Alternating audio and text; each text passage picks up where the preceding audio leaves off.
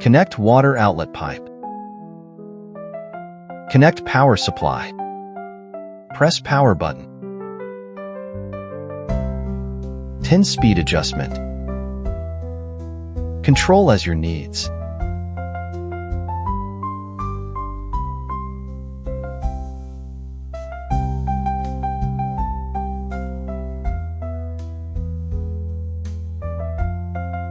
Wet the abrasive paper, then start to grind. Take off water retaining ring and pressing ring. Paste the polishing clothes on the plate. Keep it flat and stick firmly. Drop an appropriate amount of polishing liquid on the surface of the polishing cloth. Finished product.